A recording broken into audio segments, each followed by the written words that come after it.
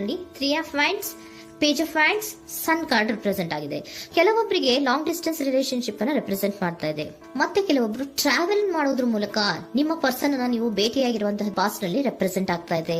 ನಿಮ್ಮ ಪಾಸ್ಟ್ ನಲ್ಲಿ ನಿಮ್ಮ ಲವ್ ಲೈಫ್ ನ ವಿಚಾರದಲ್ಲಿ ಒಂದು ರೊಮ್ಯಾಂಟಿಕ್ ಇತ್ತು, ಒಂದು ರೀತಿಯ ಕ್ಯೂರಿಯಾಸಿಟಿ ಇತ್ತು, ಒಂದು ಎಂಜಾಯ್ ಇತ್ತು. ಕೆಲವೊಂದು ರೀತಿಯ ಮೆಸೇಜ್ ಗಳನ್ನ ಎಕ್ಸ್ಚೇಂಜಿಂಗ್ ಮಾಡ್ಕೋತಾ ಇದ್ರಿ, ಫೋನ್ಗಳ ಮೂಲಕ ಅಥವಾ ವಾಟ್ಸ್ಆಪ್ ಗಳ ಮೂಲಕ ಮೆಸೇಜ್ ಗಳನ್ನ ಕಳಿಸ್ಕೊಳ್ಳುವಂತಹದ್ದು, ಒಂದು ರೀತಿಯ ಕ್ಯೂರಿಯಾಸಿಟಿ, ಎಕ್ಸೈಟ್ಮೆಂಟ್ ಗಳೆಲ್ಲ ನಿಮ್ಮ ಲವ್ ಲೈಫ್ ನ ವಿಚಾರದಲ್ಲಿ ಇತ್ತು.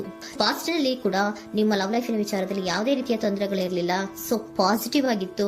ಪಾಸಿಟಿವ್ ಚೇಂಜಸ್ ಗಳು, ಬದಲಾವಣೆಗಳನ್ನೇ ನೀವು ನೋಡಿದ್ದೀರಾ. ಯಾವುದೇ ರೀತಿಯ ತೊಂದರೆಗಳೇನು, ಜಗಳಗಳೇನು ಇಲ್ಲದೆ ಇರುವಂತಹದ್ದು ರೆಪ್ರೆಸೆಂಟ್ ಆಗ್ತಾ ಇದೆ. ಅಟ್ ದ ಪ್ರೆಸೆಂಟ್ ಸಿಚುಯೇಷನ್ ಹೇಗಿದೆ, ಈಗಿನ ಸಿಚುಯೇಷನ್ ಕೂಡ ಸೆಕ್ಯೂರ್ ಆಗಿರುವಂತಹದ್ದು. ನಿಮ್ಮ ಲವ್ ಲೈಫಿನ ವಿಚಾರದಲ್ಲಿ ಅಟ್ ಪ್ರೆಸೆಂಟ್ ಅಲ್ಲೂ ಕೂಡ, ಈ ಹಿಂದೆನೂ ಕೂಡ ನಿಮಗೆ ಚೆನ್ನಾಗೇ ಇತ್ತು, ಈಗಲೂ ಕೂಡ ಪ್ರೆಸೆಂಟ್ ಅಲ್ಲಿ ನಿಮಗೆ ಕಿಂಗ್ ಆಫ್ ಪ್ಯಾಂಟಿಕಲ್ ರೆಪ್ರೆಸೆಂಟ್ ಆಗ್ತಾ ಇರೋದ್ರಿಂದ ನಿಮಗೆ ಲವ್ ಲೈಫ್ ನ ವಿಚಾರದಲ್ಲಿ ಚೆನ್ನಾಗೇ ಇದೆ. ಸೊ ಒಂದು ಭದ್ರತೆ ಇದೆ. ಲವ್ ಲೈಫ್ ನ ವಿಚಾರದಲ್ಲಿ ಒಂದು ಸಾಮರಸ್ಯ ಇದೆ. ಯಾವುದೇ ರೀತಿಯ ತೊಂದರೆಗಳು ಏನು ಕಾಣ್ತಾ ಇಲ್ಲ. ಸೆಕೆಂಡ್ ಕಾರ್ಡ್ ಬಂದಿರುವಂತಹ ಪ್ರೆಸೆಂಟ್ ಸಿಚುಯೇಷನ್ ಅಲ್ಲಿ ಸ್ಟ್ರೆಂತ್ ಇದೆ, ಬಾಂಡೇಜ್ ಇದೆ. ಚೆನ್ನಾಗಿ ನೀವಿಬ್ಬರ ಮಧ್ಯೆ ಒಂದು ಬಾಂಡೇಜ್ ಇದೆ, ಸಾಮರಸ್ಯ ಇದೆ, ಹೊಂದಾಣಿಕೆ ಗುಣಗಳು ತುಂಬಾ ಇದೆ. ಆದ್ರೂ ಕೂಡ ಅಟ್ ಪ್ರೆಸೆಂಟ್ ಅಲ್ಲಿ ಕೆಲವೊಂದು ವಿಚಾರಗಳ ಬಗ್ಗೆ ಅನುಮಾನವನ್ನ ಪಡ್ತಾ ಇರುವಂತಹದ್ದು ರೆಪ್ರೆಸೆಂಟ್ ಆಗ್ತಾ ಇದೆ. ಅಟ್ ಪ್ರೆಸೆಂಟ್ ಅಲ್ಲಿ ನೀವು ಕೆಲವೊಂದು ವಿಚಾರಗಳ ಬಗ್ಗೆ ನಿಮ್ಮ ಮೇಲೆ ನೀವು ಕೆಲವೊಂದು ಡೌಟ್ ಅನ್ನ ಪಡ್ತಾ ಇರುವಂತಹದ್ದು ರೆಪ್ರೆಸೆಂಟ್ ಆಗ್ತಾ ಇದೆ. ನಿಮ್ ಲವ್ ಲೈಫಿನಲ್ಲಿ ಕೆಲವೊಂದು ರೀತಿಯ ಭದ್ರತೆಗಳಿದೆ. ಸೊ ಯಾವುದೇ ರೀತಿಯ ತೊಂದರೆಗಳೇನೂ ಇಲ್ಲ, ಒಂದು ರೀತಿಯ ಗುಡ್ ಬಾಂಡೇಜ್ ಇದೆ. ಆದ್ರೂ ಕೂಡ ನಿಮ್ಮಲ್ಲಿ ಯಾಕೋ ಆತ್ಮವಿಶ್ವಾಸ ಇಲ್ಲ, ಆತ್ಮವಿಶ್ವಾಸದ ಕೊರತೆಗಳು ರೆಪ್ರೆಸೆಂಟ್ ಆಗ್ತಾ ಇದೆ. ಯಾವುದೋ ಕೆಲವೊಂದು ಅನುಮಾನಗಳು ನಿಮ್ಮಲ್ಲಿ ನಿಮ್ಮ ಲವ್ ಲೈಫಿನ ವಿಚಾರವಾಗಿ ಇರುವಂತಹದ್ದು ರೆಪ್ರೆಸೆಂಟ್ ಆಗ್ತಾ ಇದೆ. ಏನಾದ್ರೂ ತೊಂದರೆ ಆಗ್ತಾ ಇದೆಯಾ, ನನ್ನ ಲವ್ ಲೈಫಿನ ವಿಚಾರವಾಗಿ ಏನಾದ್ರೂ ತೊಂದರೆ ಆಗ್ತಾ ಇದೆಯಾ ಅಂತ ನಿಮ್ಮಲ್ಲೇ ನೀವು ಅನುಮಾನವನ್ನ ಪಡ್ತಾ ಇರುವಂತಹದ್ದು ರೆಪ್ರೆಸೆಂಟ್ ಆಗ್ತಾ ಇದೆ. ಫ್ಯೂಚರಿನ ಬಗ್ಗೆ ಹೇಳೋದಾದ್ರೆ ಕ್ವೀನ್ ಆಫ್ ಪ್ಯಾಂಟಿಕಲ್ಸ್ ಬಂದಿದೆ. ಕ್ವೀನ್ ಆಫ್ ಪ್ಯಾಂಟಿಕಲ್ಸ್ ಬಂದಿರುವಂತಹದ್ದೇನು, ಒಂದು ರೀತಿಯ ಪೋಷಣೆಯನ್ನ ಮಾಡುವಂತಹದ್ದು ರೆಪ್ರೆಸೆಂಟ್ ಆಗ್ತಾ ಇದೆ. ಯಾಕಂದ್ರೆ ನಿಮ್ಮ ಲವ್ ಲೈಫ್ ನ ವಿಚಾರವಾಗಿ ಅಟ್ ಪ್ರೆಸೆಂಟ್ ಅಲ್ಲಿ ಕೆಲವೊಂದು ವಿಚಾರಗಳಲ್ಲಿ ಸ್ಟೇಬಲ್ ರಿಲೇಶನ್ಶಿಪ್ ಅಲ್ಲಿ ಇದ್ರು, ಒಂದು ಗುಡ್ ಬಾಂಡೇಜ್ ಇದ್ರೂ ಕೂಡ ನೀವ್ ಯಾಕೋ ಕೆಲವೊಂದು ವಿಚಾರಗಳ ಬಗ್ಗೆ ಅನುಮಾನವನ್ನ ಪಡ್ತಾ ಇರುವಂತಹದ್ದು, ಅದನ್ನ ರಕ್ಷಣೆ ಮಾಡೋದ್ರೊಳಗೆ ಹೆಚ್ಚು ಗಮನವನ್ನ ಕೊಡ್ತಾ ಇರುವಂತಹದ್ದು ರೆಪ್ರೆಸೆಂಟ್ ಆಗ್ತಾ ಇದೆ. ಇಮಿಡಿಯೇಟ್ ಫ್ಯೂಚರಿನ ಬಗ್ಗೆ ಹೇಳೋದಾದ್ರೆ ನೀವೊಂದು ರೀತಿಯ ಪೋಷಣೆಗಳನ್ನ ಮಾಡುವಂತಹದ್ದು, ನಿಮ್ಮ ಲವ್ ಲೈಫಿನ ವಿಚಾರವಾಗಿ ಕೆಲವೊಂದು ರೀತಿಯ ಹೆಚ್ಚು ಗಮನವನ್ನ ಕೊಡುವಂತಹದ್ದು, ಯಾವುದೋ ನಿಮ್ಮ ವಿಚಾರಗಳಲ್ಲಿ ಹಿಡಿತದಲ್ಲಿ ಏನ್ ಇಟ್ಕೊಂಡಿದ್ರೋ, ನಿಮ್ಮ ಪೊಸೆಸಿವ್ನೆಸ್ ಅನ್ನ ಏನ್ ಇಟ್ಕೊಂಡಿದ್ರೋ, ಯಾವುದೋ ಕೆಲವು ವಿಚಾರಗಳಲ್ಲಿ ನೀವು ಬಹಳಷ್ಟು ಓಪನ್ ಅಪ್ ಆಗಿ ಮಾತಾಡದೆ, ಯಾವ ವಿಚಾರಗಳನ್ನು ಕೂಡ ಹೇಳ್ಕೊಳ್ಳದೆ, ನಿಮ್ಮಲ್ಲೇ ನೀವು ಕೆಲವೊಂದು ಬೇಜಾರುಗಳನ್ನ ಏನ್ ಇಟ್ಕೊಂಡಿದ್ರೋ ಆ ವಿಚಾರಗಳನ್ನ ನೀವು ಮಾತಾಡುವಂತಹ ಸಾಧ್ಯತೆಗಳು ಇಮ್ಮಿಡಿಯೇಟ್ ಫ್ಯೂಚರ್ ನಲ್ಲಿ ಕಾಣಿಸ್ತಾ ಇದೆ.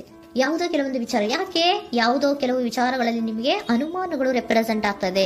ಲವ್ ಲೈಫಿನ ವಿಚಾರ, ಪ್ರೀತಿಯಲ್ಲಿ ಯಾವಾಗ ಅನುಮಾನಗಳು ಸೃಷ್ಟಿಯಾಗುತ್ತೋ ನಾವು ಅವಾಗವಾಗ್ಲೇ ಅದನ್ನ ಬಗೆಹರಿಸ್ಕೊಬೇಕು. ನಮ್ಮಲ್ಲೇ ಇಟ್ಕೊಳ್ಳೋದು, ಅಯ್ಯೋ ಏನಾಗ್ತಾ ಇದೆಯೋ ಅಂತ ಕೊರಗೋದು ಅಥವಾ ಏನಾಗ್ಬಿಡುತ್ತೋ ಅಂತ ಭಯ ಪಡುವಂತಹದ್ದು ಏನು ಬೇಕಾಗಿಲ್ಲ. ಯಾಕಂದ್ರೆ ಲವ್ ಇರುವಂತಹದ್ದೇ ನಂಬಿಕೆಯ ಬುನಾದಿಯ ಮೇಲೆ. ಸೊ ನೀವೇನ್ ಮಾಡ್ಬೇಕು, ಏನಾದ್ರೂ ಸ್ವಲ್ಪ ಡೌಟ್ಗಳು ಬಂದಾಗ ನೀವು ಅದನ್ನ ಬಗೆಹರಿಸ್ಕೋಬೇಕು. ಯಾವ ವಿಚಾರದಲ್ಲಿ ನಿಮಗೆ ಬೇಜಾರಾಗಿತ್ತು ಅದನ್ನ ನೀವೇನ್ ಮಾಡ್ಬೇಕು, ನಿಮ್ಮಲ್ಲೇ ಇಟ್ಕೊಂಡು ಕೊರಗಬಾರ್ದು. ಓಪನ್ ಅಪ್ ಆಗಿ ಮಾತಾಡೋದ್ರ ಮೂಲಕ ನೀವು ಕ್ಲಾರಿಟಿಯನ್ನ ತಗೊಳ್ಳುವಂತದ್ದು ನಿಮಗೆ ಇಮಿಡಿಯೇಟ್ ಫ್ಯೂಚರ್ ನಲ್ಲಿ ಕಾಣಿಸ್ತಾ ಇದೆ.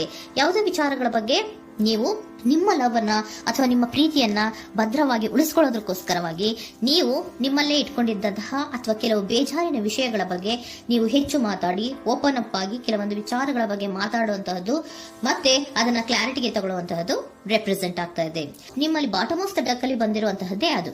ಖುಷಿಯಾಗಿರ್ಬೇಕು, ಸಂತೋಷವಾಗಿರ್ಬೇಕು, ನಮ್ಮ ಲವ್ ಲೈಫಿನ ವಿಚಾರದಲ್ಲಿ ಒಂದು ಎಂಜಾಯ್ ಇರಬೇಕು, ಮತ್ತೆ ನೆಮ್ಮದಿ ಇರಬೇಕು, ಯಾವುದೇ ರೀತಿ ಗಲಿಬಿಲಿಗಳಿರಬಾರ್ದು ಅನ್ನೋಂತಹದ್ದೇ ನಿಮ್ಮ ಎನರ್ಜಿಯಲ್ಲಿ ರೆಪ್ರೆಸೆಂಟ್ ಆಗ್ತಾ ಇರೋದು.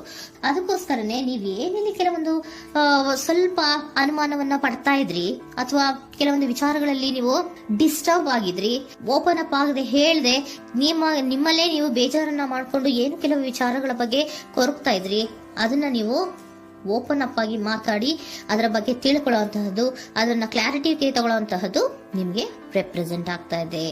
ಪಾಸ್ಟಿನಲ್ಲಿ ನಿಮ್ಗೆ ತುಂಬಾನೇ ಚೆನ್ನಾಗಿತ್ತು, ಅಟ್ ಪ್ರೆಸೆಂಟ್ ನಲ್ಲೂ ತುಂಬಾನೇ ಚೆನ್ನಾಗಿದೆ. ಬಟ್ ಕೆಲವೊಂದು ವಿಚಾರಗಳ ಬಗ್ಗೆ ನೀವು ಸೆಲ್ಫ್ ಡೌಟ್ ಅನ್ನ ಪಡ್ತಾ ಇರುವಂತಹದ್ದು ರೆಪ್ರೆಸೆಂಟ್ ಆಗ್ತಾ ಇದೆ. ಏನಾಗ್ತಾ ಇದೆಯೋ ಅನ್ನೋದ್ರ ಬಗ್ಗೆ ನೀವು ಸ್ವಲ್ಪ ವಿಶ್ವಾಸವನ್ನ ಕಡಿಮೆ ಮಾಡ್ಕೊಳ್ತಾ ಇರುವಂತಹದ್ದು ರೆಪ್ರೆಸೆಂಟ್ ಆಗಿತ್ತು. ಬಟ್ ಆದ್ರೆ ಇನ್ ಇಮಿಡಿಯೇಟ್ ಫ್ಯೂಚರ್ ನಲ್ಲಿ ಏನಪ್ಪಾ ಅಂದ್ರೆ ನಿಮ್ಮ ಲವ್ ಲೈಫ್ ಅನ್ನ ನಾವು ಉಳಿಸ್ಕೊಬೇಕು, ನಾನು ಎಲ್ಲವನ್ನ ನನ್ನ ಕಂಟ್ರೋಲ್ ಅಲ್ಲೇ ಇಟ್ಕೊಂಡು ಅಥವಾ ಪೊಸೆಸಿವ್ನೆಸ್ ಅನ್ನ ಬೆಳೆಸ್ಕೊಂಡು ನಾನೇ ಬೇಜಾರು ಮಾಡ್ಕೊಂಡಿದ್ರೆ ಸರಿ ಇಲ್ಲ, ನಾನು ಓಪನ್ ಅಪ್ ಆಗಿ ಮಾತಾಡಿ ಕೆಲವೊಂದು ವಿಚಾರಗಳ ಬಗ್ಗೆ ನಾನು ಕ್ಲಾರಿಟಿಯನ್ನ ತಗೋಬೇಕು ಅಂತ ಆಲೋಚನೆಯನ್ನ ಮಾಡ್ತಾ ಇರುವಂತಹದ್ದು ರೆಪ್ರೆಸೆಂಟ್ ಆಗ್ತಾ ಇದೆ. ಓಕೆನಾ? ಒಂದು ಏಂಜಲ್ ಗೈಡೆನ್ಸ್ ನ ನಿಮ್ಮ ಲವ್ ರೀಡಿಂಗಿನ ವಿಚಾರವಾಗಿ ತಗೊಂಡ್ಬಿಡೋಣ ಅಲ್ವಾ. The situation will improve. ಸಿಚುಯೇಷನ್ಗಳು ಇಂಪ್ರೂವ್ ಆಗತ್ತೆ. ನೀವು ನಿಮ್ಮಲ್ಲೇ ಇಟ್ಕೊಂಡು ಹೊರಗಬೇಡಿ. ಯಾವುದೇ ವಿಚಾರಗಳನ್ನ ನಾವು ಓಪನ್ ಅಪ್ ಆಗ್ಬೇಕು. ನಾವೇ ಬೇಜಾರು ಮಾಡ್ಕೊಂಡ್ರೆ ಅವ್ರಿಗೆ ಏನ್ ಅರ್ಥ ಆಗುತ್ತೆ, ನಿಮ್ ಪರ್ಸನ್ ಏನ್ ಅರ್ಥ ಆಗುತ್ತೆ, ಏನಕ್ಕೆ ಬೇಜಾರು ಮಾಡ್ಕೊಂಡಿದೀರಾ ಅಂತ ಅವ್ರು ತಿಳ್ಕೊಬೇಕು ಅಲ್ವಾ. ನಿಮ್ಗೆ ಅವರಲ್ಲಿ ಏನೇ ರೀತಿ ಕ್ಲಾರಿಟಿ ಬೇಕು ಅಂದ್ರೂ ಕೂಡ ನೀವು ಮಾತಾಡಿ ಕ್ಲಿಯರ್ ಮಾಡ್ಕೊಳ್ಳಿ. ಅವಾಗ ಏನಾಗುತ್ತೆ, ದ ಸಿಚುಯೇಷನ್ ವಿಲ್ ಇಂಪ್ರೂವ್ ಆಗತ್ತೆ. ಇದಿಷ್ಟು ನಿಮ್ಮ ಮಂತಿನ ಲವ್ ರೀಡಿಂಗ್.